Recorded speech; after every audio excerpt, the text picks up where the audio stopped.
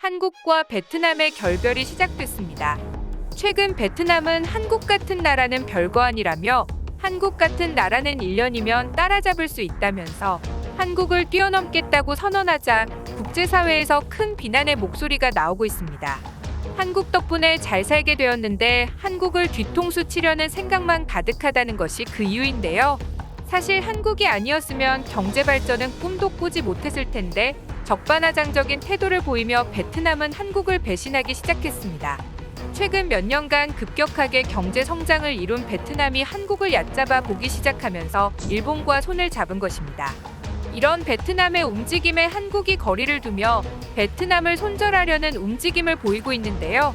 한국 기업들이 베트남을 떠난다는 이야기가 나오자마자 베트남의 경제가 폭망하기 시작했습니다. 각종 경제 지표에서도 심각하게 베트남의 경제가 추락하는 모습이 보일 정도로 베트남이 처참하게 몰락하고 있는데요.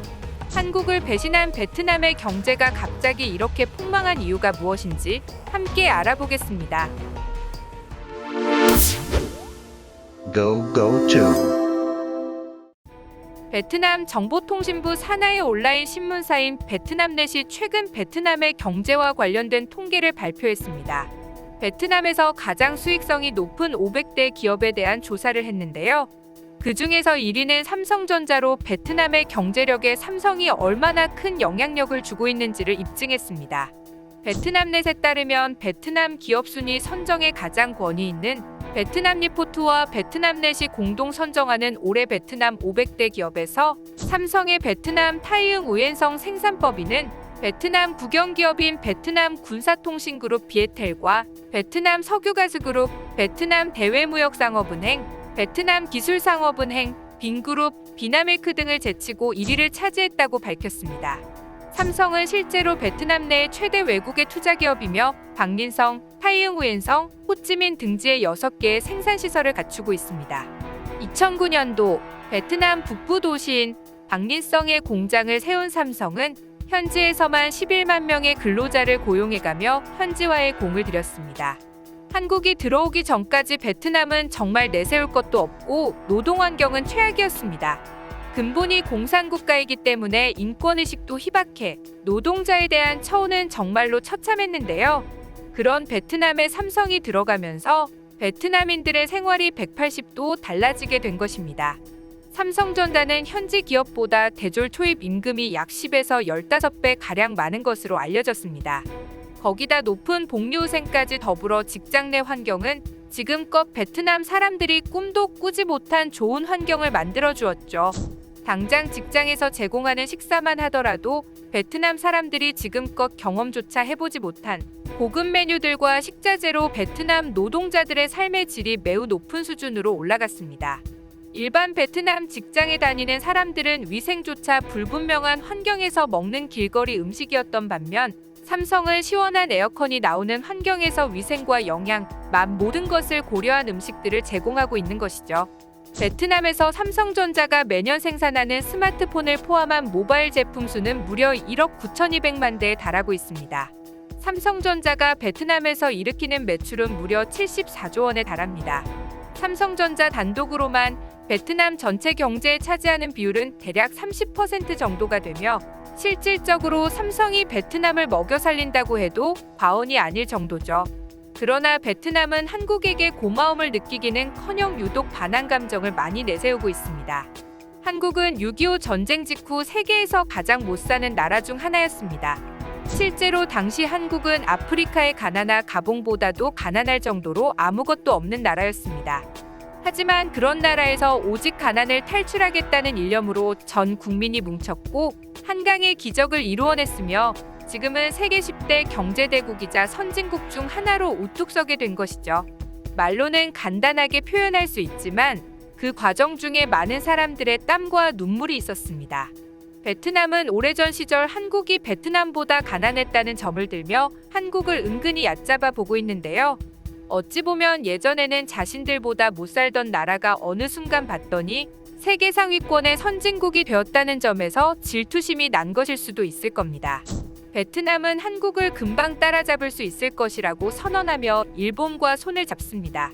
베트남의 논리는 한국같이 못 살던 나라도 선진국이 되었는데 자신들이라고 못 될 것은 없다는 것입니다. 또한 일본까지 끌어들이면 한국을 추월하는 건 쉬울 것이라고 계산한 것인데요. 최근 베트남은 일본에 러브콜을 보내고 있으며 일본도 베트남과 협력하여 한국을 견제한다고 밝혔습니다.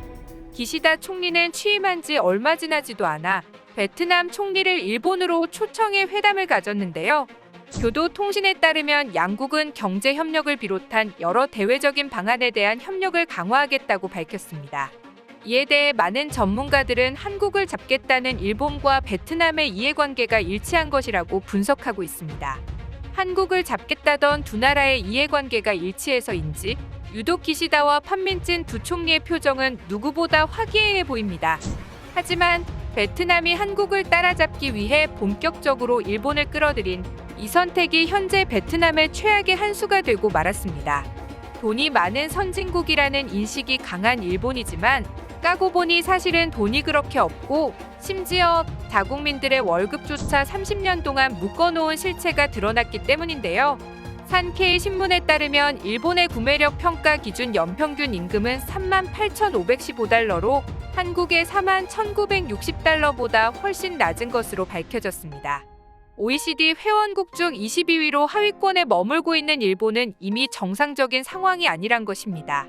또한 산케이 신문은 일본의 평균 임금은 선진국 중 최저일 뿐 아니라 선진국 중 유일하게 최근 30년간 임금이 거의 오르지 않았다고 밝혔으며 아사히 신문은 다른 나라와 임금을 비교하면 섬뜩할 정도라며 모두 평균 임금이 오르는 동안 일본만 후순위에 남은 것은 비정상적인 상황이라고 전했습니다.